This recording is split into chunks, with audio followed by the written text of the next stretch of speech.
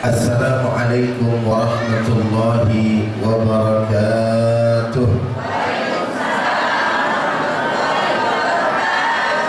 Alhamdulillah, alhamdulillahi rabbil alamin, wa bihi nasta'inu wa ala umurid dunya waddin, wa ala alihi wa sahbihi ajma'in, amma ba'du. Puji serta syukur sama kita aturkan kepada Allah Subhanahu wa Ta'ala Rabbul Izzah. Salawat beserta salam akan selalu senantiasa sama kita aturkan kepada junjungan kita, suri tauladan kita, baginda Nabi besar Muhammad sallallahu alaihi wasallam. Begitu pula kepada para keluarga, para sahabat, dan insya Allah untuk kita semua selaku umatnya. Mudah-mudahan dengan berkah selawat kepada beliau hingga pada akhirnya terlaksana acara pada kesempatan pagi hari ini bisa menjadi amal saleh, bekal untuk menghadap kehadiran Allah Subhanahu wa Ta'ala. Amin ya rabbal alamin. Wabil khusus salam penghormatan saya ini saya tunjukkan kepada orang tua saya, abang saya, ayahanda Sampulu, yang dengan sebab serta wasilah dari beliau akhirnya saya bisa berjumpa dengan masyarakat yang ada di sini, khususnya kepada ibu-ibu ahli surga. Ya Rabbal, mudah-mudahan ibu-ibu di sini pada masuk surga. Ya Rabbal, mau masuk surga? Yakin? Benar? Enak surga? Enak apa enggak surga? Enak apa enggak? Kalau enak saya mau tanya, mau duluan apa enggak?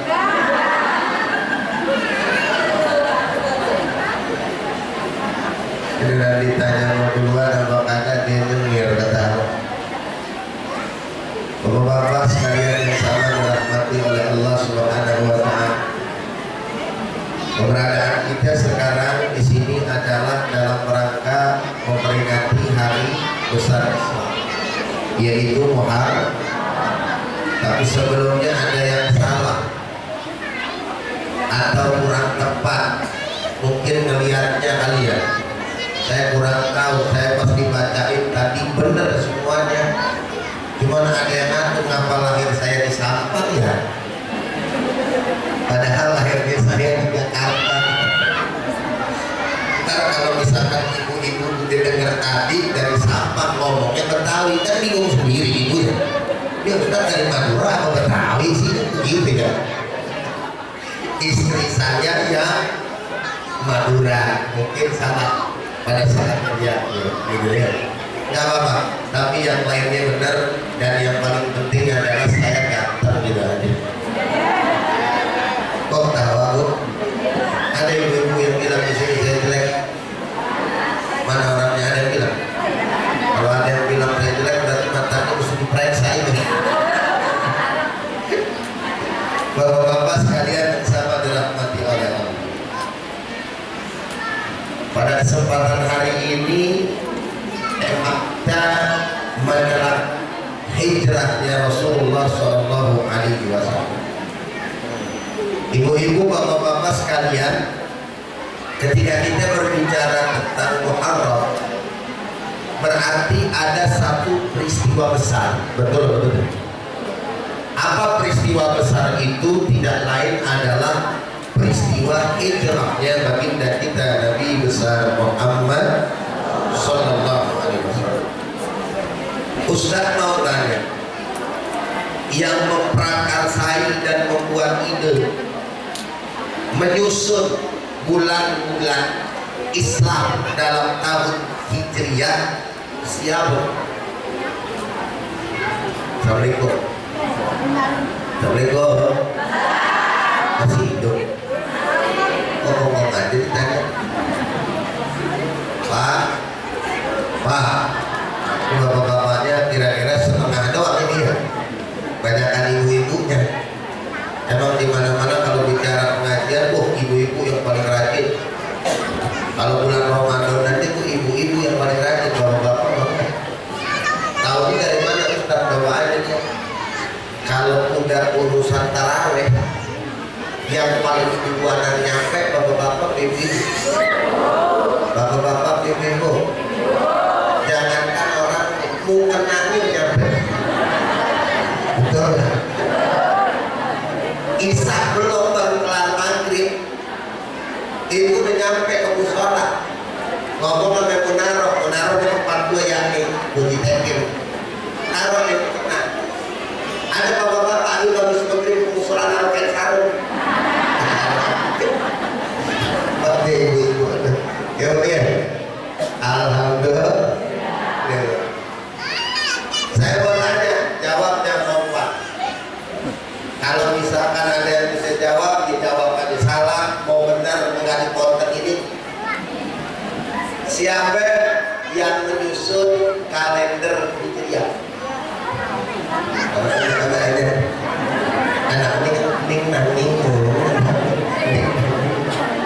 lama benar yang di belakang ibu. Siapa? Sayyidina Umar bin Khattab.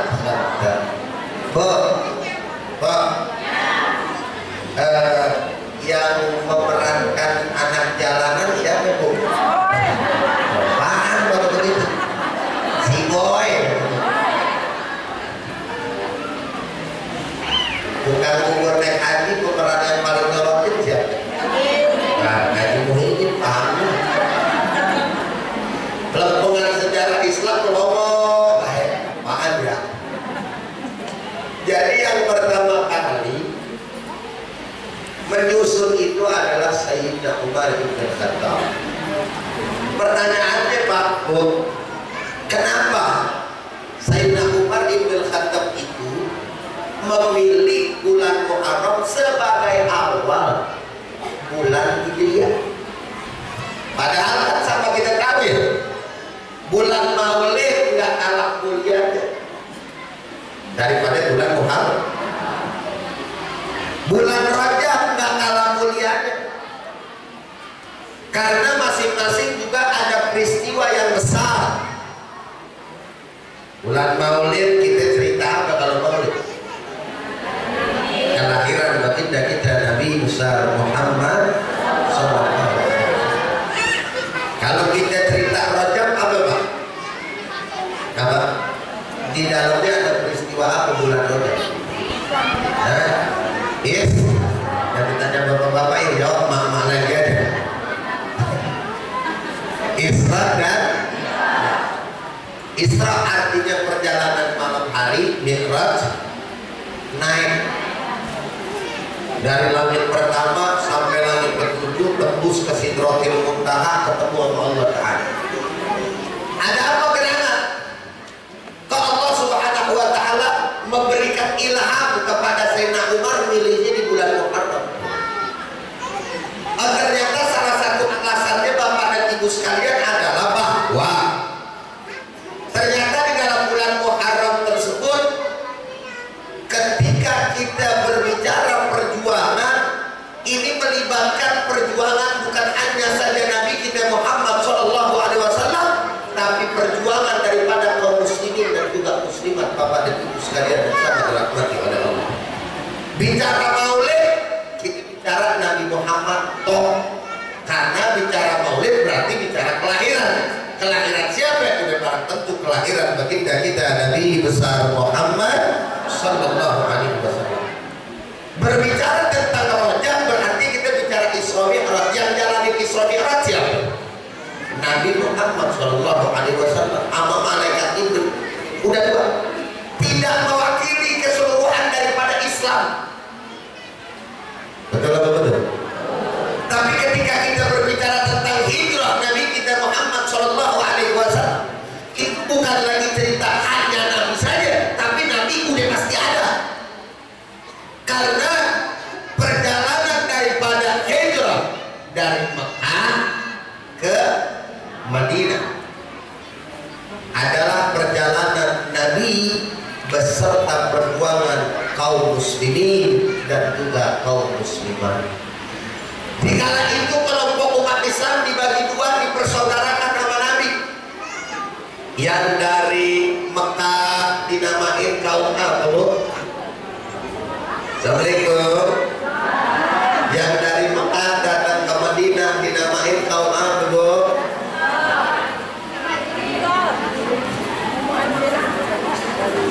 Ayo, yang dari Mekah ke Madinah jawabnya yang yakin, apa namanya?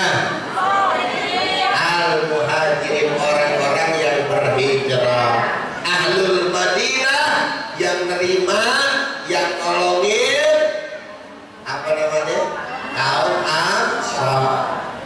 Jadi ada kaum Muhajirin, kaum Ansor di umat Islam. Maka perjuangannya Nabi, perjuangannya sahabat dan kaum muslimin, sehingga layaklah makanya Muharram kemudian dijadikan awal bulan dalam bulan-bulan hijrah. Alhamdulillahirabbil. Lalu gerakan apa yang menjadi pelajaran buat kita? Teladan apa yang bisa kita ambil sesuai tema kita pada kesempatan pagi hari yang mulia ini? Bapak dan Ibu, sebelumnya kita kudu jawab dulu. Ada orang yang bilang Nabi Muhammad SAW hijrah karena penakut. Nabi Muhammad hijrah gara-gara pengecut. Pertanyaannya, apa benar Nabi Muhammad pengecut? Apa benar Nabi Muhammad penakut? Sudah barang tentu tidak. Dari mana sama kita tahu? Karena Nabi Muhammad hijrah ke Madinah lantaran ada perintah dari Allah Subhanahu wa ta'ala. Kalau Allah Ta'ala belum memerintahkan Nabi Muhammad gak hijrah. Dan kalau Nabi Muhammad gak tahan banting beserta para sahabat dan kaum muslimin dari awal-awal penyiksaan, dari awal-awal tantangan dari kafir Quraisy juga udah pada kabur. Betul apa betul? Awal-awal perjuangan Islam kan sama kita tahu Pak ya, begitu banyak gangguan, begitu banyak tantangan, halangan dan rintangan yang ada, yang dilakukan oleh orang kafir Quraisy terhadap baginda kita dan punya Nabi beserta para sahabat dan kaum muslimin.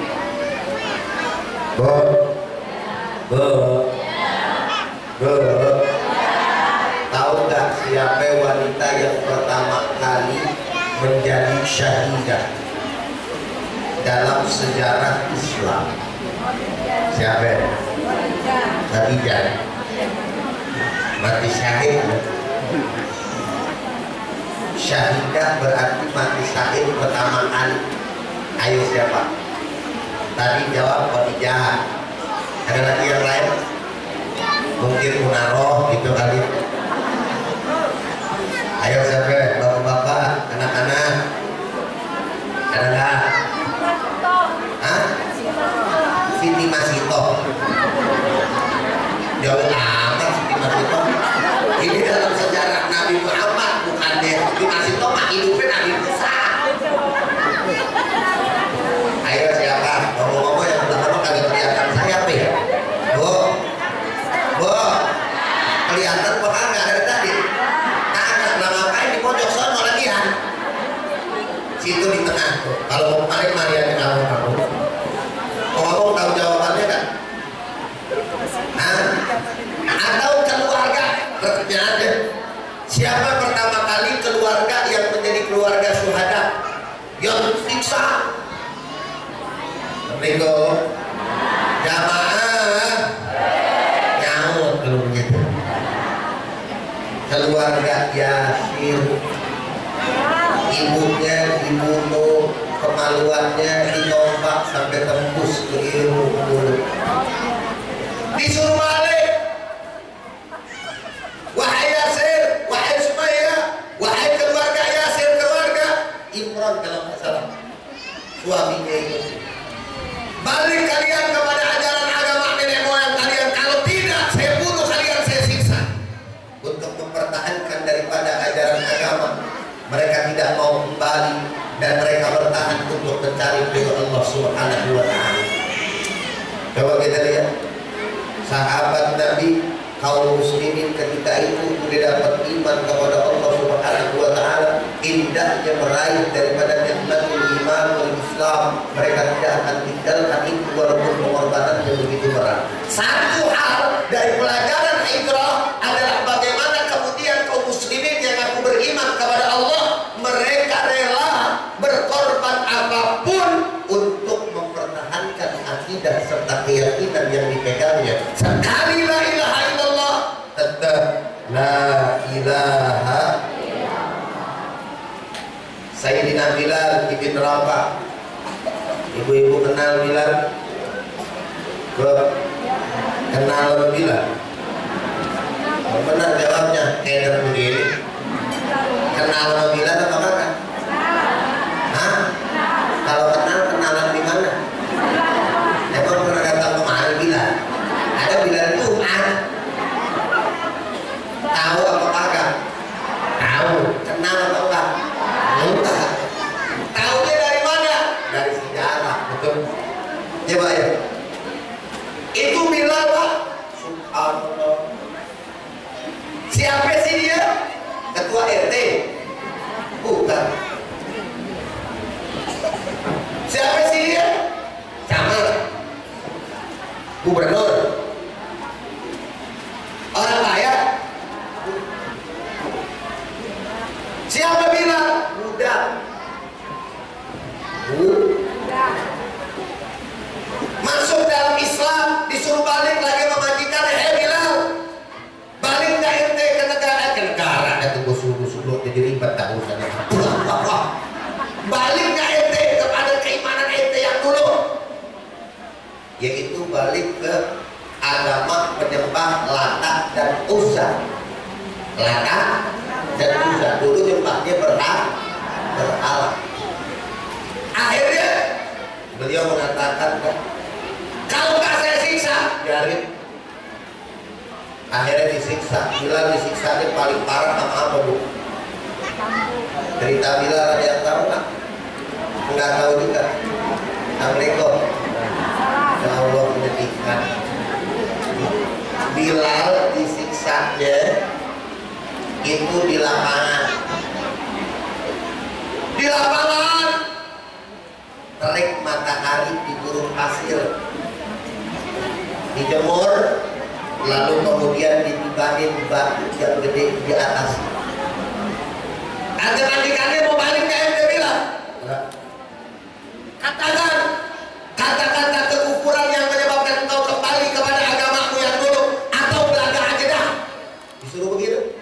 Yang penting gua nggak malu, nggak mokal nih sama umat gua, kata majikannya, karena majikannya itu tokoh. Tetap dia bilang enggak. Balik enggak, disiksa lagi. Sampai pada akhirnya kagak bisa ngapa-ngapain, keluar dari mulutnya ahad, Allahu Akbar. Walhasil Allah memberikan pertolongan Bilal lewat apa? Sayyidina Abu Bakar yang kemudian membeli Bilal yang tadinya adalah seorang budak. Habis dari budak dimerdekakan sama Sayyidina Abu Bakar. Saking hebatnya Bilal, ibu-ibu pernah dengar cerita Isra Mi'raj? Nabi Muhammad lagi Mi'raj nih Pak. Pada saat Nabi Muhammad Mi'raj datang ke sorga, Nabi Muhammad dengar suara trompa di sorga. Beletak, beletok, beletak, beletok. Kalau kita sekarang sendal makian. Nabi tanya ke Jibril, ya Rasulullah, itu suara sendal siapa ya kedengeran? Di sorga ini ada suara sendal. Akhirnya malaikat Jibril mengatakan, ya Rasulullah, itu sendalnya Bilal. Kaget Nabi, hah? Bilal? Bagaimana bisa? Orang Bilal yang ada di dunia, sendalnya udah nyangkut, nyangsang di sorga. Loh, ngerti kata nyangkut apa kagak? Pak, ngerti nyangkut, nyangsang, ngerti Pak ya? Artinya udah sampai di sono. Coba orang-orang mana kira-kira ada yang udah nyangkut di sorga?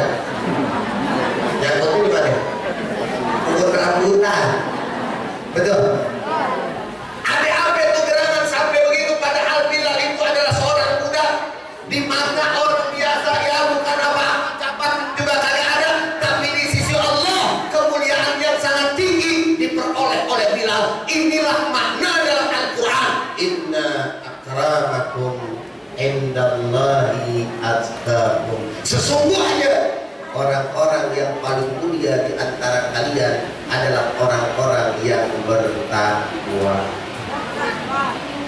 Perempuan yang paling hebat di mata Allah bukan yang sering dandan, yang bedaknya mahal, jilbabnya cakep pakai montek-montek lagi,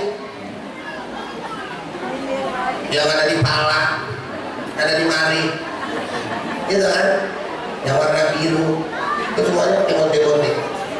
Coba ya, oh, alhamdulillah udah pada lunas kan? Udah ya.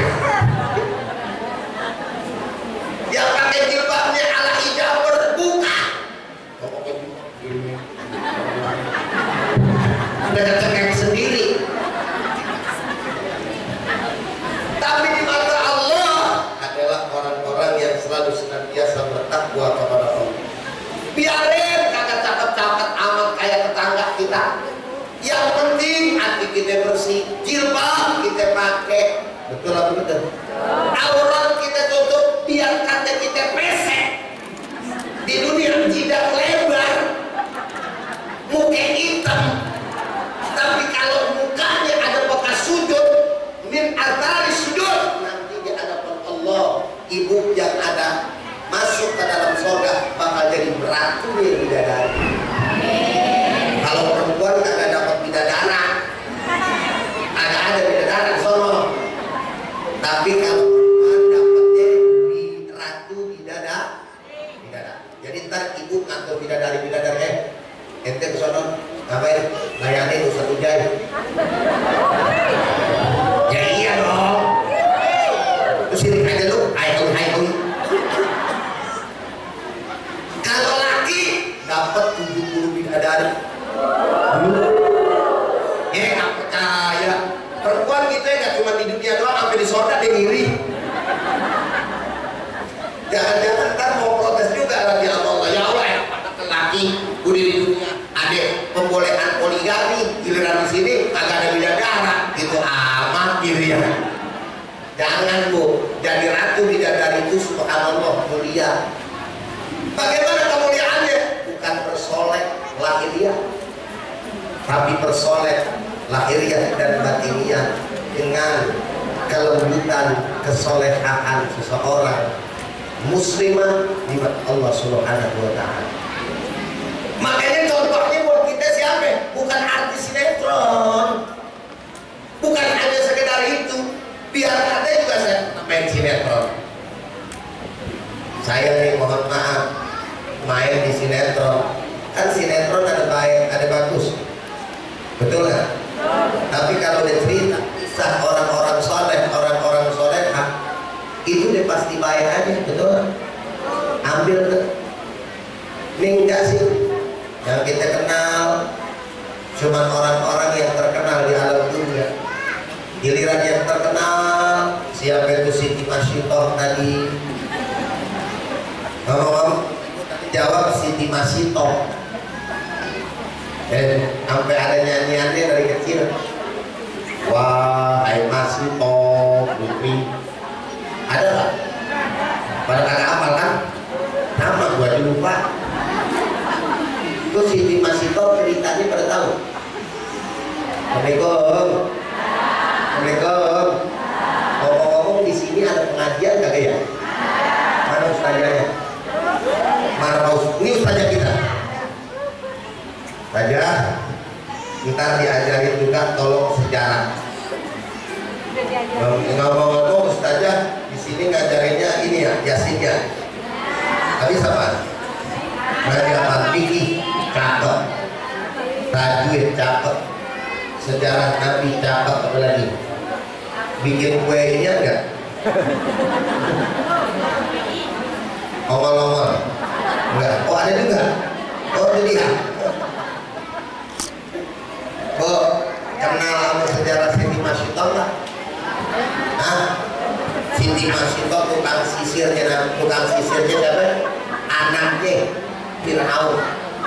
Matinya diapain?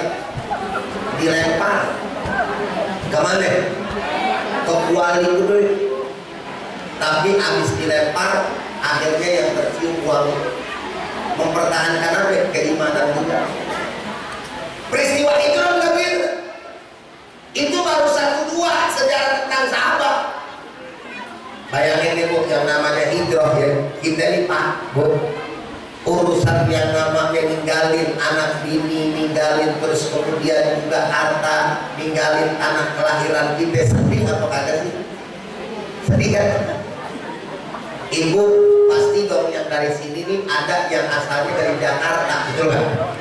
Dari Jakarta pindah kemari banyak ya. Di sono tadinya udah punya teman, belum teman kecil, belum tetangga, iya. Terus kita pindah kemari, kira-kira sedih atau enggak? Sedih. Padahal ibu udah tahu tujuan pindahnya kemana. Bahkan ibu-ibu diajak sama suami pindah rumah, rumahnya ada, malah dibeliin sama suami. Enak apa enggak?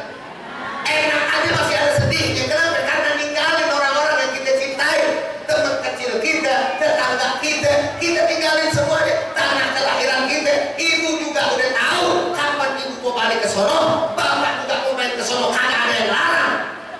Betul? Tapi ketika sahabat-sahabat dan kaum muslimin di sana berhijrah, ninggalin kampung halaman, dia kagak tahu kapan gua bisa kemari lagi, kapan bisa balik lagi ngelihat tanah kelahiran saya. Di sana juga kagak tahu saya mau pindah kemana, tidur di mana. Bahkan di sana yang ditinggalin bukan hanya tetangga, ada suaminya yang masih kafir ditinggalin, ada istrinya yang masih kafir diceraiin ditinggalin, ada orang tuanya, ada anaknya ditinggalkan semuanya. Demi apa? Nggak lain kan, nggak bukan. Semuanya itu adalah demi mencari ridho Allah Subhanahu wa Ta'ala. Oh, Pak, saking hebatnya kaum Ansor yang tolong menolong, jangankan rumah, jangankan tempat tinggal, istri dibagi. Maksudnya bagaimana saat istri dibagi? Ini kita bukan kritik masalah yang namanya poligami, enggak, tapi kebaikan daripada seorang sahabat kepada sahabatnya yang lain untuk menolong. Ente tinggal di mana? Kagak ada, di rumah saya masih kosong, tuh potonglah rumah saya, tinggal di situ sama anak istri. Yang jomblo ditanyain, ente udah nikah apa belum? Belum. Punya biaya apa kagak? Enggak. Nih saya punya 4 istri, salah satunya pilih tuh istri saya. Kalau sampai yang mau karena Allah Subhanahu wa Ta'ala, satu saya ceraiin, saya bagi buat ente. Ya Allah. Assalamualaikum. Ibu mau lakinya gitu? Lu tuh ceraiin kan gue bagi buat temen gue. Sampai begitu. Padahal saudara hadirin, kalau menurut akal logika kita lah, sampai begitunya tega amat dibagi, betul nggak? Tapi ini dalam rangka titik beratnya adalah bagaimana mereka saling tolong menolong di antara mereka semuanya. Dan pada akhirnya apa yang terjadi? Segala halangan, rintangan, tantangan, hambatan Allah Subhanahu wa Ta'ala berikan buat orang-orang yang beriman, dan orang-orang yang beriman tadi mendapatkan balas dari Allah karena memperjuangkan daripada agama Allah. Kata Allah, in tansurullah yansurkum wa yutsabbit aqdamakum. Kalau seandainya kalian tolong agama saya yang akan tolong daripada kalian semua, kata Allah. Bu, Pak, bayangin Nabi Muhammad dari Madinah, dari Mekah, kan dibilang pengecut ya pertama ya. Nah saya mau tanya, orang pengecut biasanya lari duluan sampai belakangan? Lari duluan sampai belakangan? Duluan. Yang benar. Ibu yang di belakang saya mau tanya, lari duluan sampai belakangan kalau orang menakut? Hah? Duluan. Nih yang pakai baju biru-biru, ibu-ibu yang cakep-cakep, yang cakep-cakep, disoke semuanya. Oke, mau tanya kalau orang pengecut lari duluan atau belakangan? Duluan. Oke, sekarang jawab yang kompak, lari duluan atau belakangan? Duluan. Betul nggak? Kenyataannya Nabi Muhammad hijrah belakangan atau duluan? Belakangan. Yang lain pada rapi semuanya, baru Nabi Muhammad belakangan. Yang gantiin tempat tidur Nabi Muhammad siapa? Waktu Nabi Muhammad keluar dari rumah, Sayyidina Ali radhiyallahu ta'ala anhu, umur 17 tahun. Ini dengerin adik-adik semuanya. 17 tahun, kalau nggak salah belasan tahun, tapi mampu untuk mempertahankan daripada keyakinan berjuang karena Allah Ta'ala. Mati ganti Rasulullah dia mau. Padahal tugasnya untuk menggantikan Nabi Muhammad posisi tidur, orang udah otomatis akan membunuh dia, karena pada saat itu Nabi Muhammad rumahnya akan disergap. Tinggal masuk, kalau tahu itu saya agak itu Nabi Muhammad dibunuh, dan kalau agak pakai ngeliat dulu dibunuh langsung. Tapi ternyata pada saat dibuka adalah Sayyidina Ali radhiyallahu taala anhu wa karramallahu wajhahu. Ditanya sama Nabi Muhammad sallallahu alaihi wasallam, "Ya Ali, kenapa engkau mau gantiin saya? Sampean kan tahu kalau sampean gantiin saya berarti sampean akan mendapatkan daripada resiko kematian." Apa Sayyidina Ali bilang, "Ya Rasulullah, kalau Ali mati nggak apa-apa ya Rasulullah, nggak apa-apa, sebab kalau Ali mati akan ada lagi Ali yang lainnya yang akan menggantikan saya ya Rasulullah. Tapi kalau sampean engkau ya Rasulullah yang tidur di sana lalu mereka berhasil membunuh engkau ya Rasulullah, bagaimana kemudian daripada ajaran agama Islam ini belum sempurna? Bagaimana kemudian kelanjutan perjuangan daripada ajaran agama Allah Subhanahu wa taala? Demi Allah ya Rasulullah, saya tidak akan pernah ridho sekalipun hanya satu dan secengkil daripada kulit engkau kena oleh orang-orang kafir Quraisy. Subhanallah. Nabi Muhammad keluar. Pada saat Nabi Muhammad keluar, kagak ada yang ngeliat bacaannya apaan Pak. Ini Bapak nih kalau mau ngamalin, saya dari Kiai. Beneran ini bukan kata bohong. Kalau misalkan kita mau keluar dalam keadaan genting-genting berjuang, tuh zaman ninja kan tahu gue. Bapak dengar gak zaman ninja ustaz-ustaz kiai-kiai dulu diculik-culikin? Nggak tahu ya? Assalamualaikum. Nggak tahu ya? Hah? Kagak punya TV ya? Mau kagak nonton berita? Ada. Itu zaman kiai-kiai ngamalinnya itu. Saya disuruh kiai dibilang wa ja'alna min bainihim saddan wa min khalfihim saddan fa abshaynahum fahum la yubsirun. Itu dikasih dinding dan mereka tidak melihat. Dia surat Yasin. Itu tulisannya begitu artinya. Nabi Muhammad lalu kemudian menyebarkan debu ke muka mereka semua sehingga mereka tidak melihat, bahkan mereka tertidur semuanya jelas. Nabi Muhammad keluar. Pas Nabi Muhammad keluar, mereka baru sadar ketika Sayyidina Ali menggantikan posisi Nabi. Dicari, dikejar Nabi Muhammad SAW. Pak Bu sekalian, akhirnya apa yang terjadi? Nabi Muhammad ngumpet di mana? Yang nemenin Nabi Muhammad siapa? Abu Bakar. Ngumpetnya di mana? Di goa. Goa apa? Yang gede goa apa? Kata siapa Gua Hiro?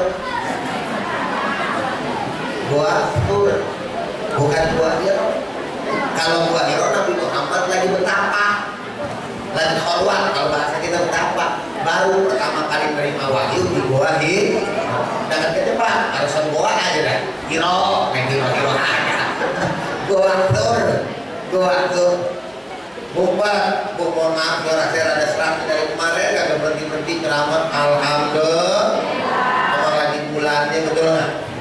BBM bulan berkah, Maulid juga selamat, masya Allah. Sampai di rumah saya penuh kulkas. Iya buah-buahan semuanya.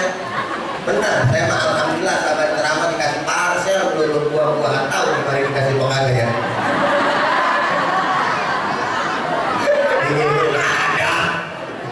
Segitu deh, ya nggak apa-apa. Misalkan ada parsel buah-buahan, nggak usah, nggak masalah. Ganti aja sembako gitu ya. Udah balik lagi kepada persoalan. Ke gua apa namanya? Gua apa namanya? Yakin? Gua Sur. Nabi Muhammad ngumpet sama Sayyidina Abu Bakar. Abu Bakar dan takutan. Apa kata Abu Bakar? Ya Allah, dalam hati gimana kalau urusan kita lagi ketahuan.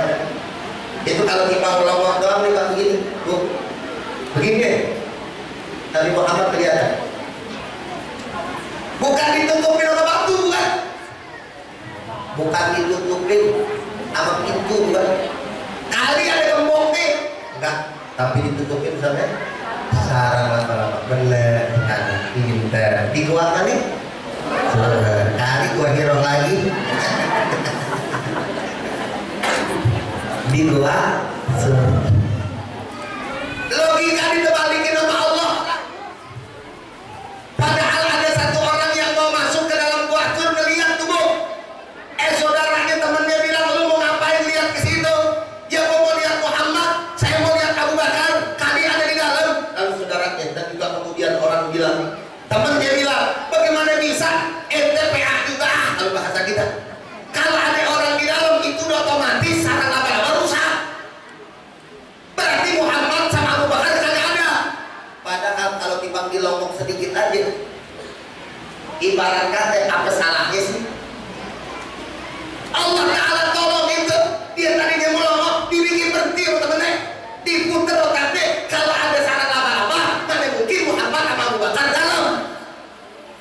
Juga ya, jalan cari yang lain. Pada tiba melongok begitu. Saya mau tanya jawab yang kompak, pertolongan siapa? Kurang jelas, ngan siapa tuh? Pertolongan siapa? Alhamdulillahirabbil. Intinya kalau ada orang yang berjuang di dalam Allah Subhanahu wa taala, mempertahankan akidah, mempertahankan keyakinan, Allah pasti akan memberikan daripada pertolongan. Allah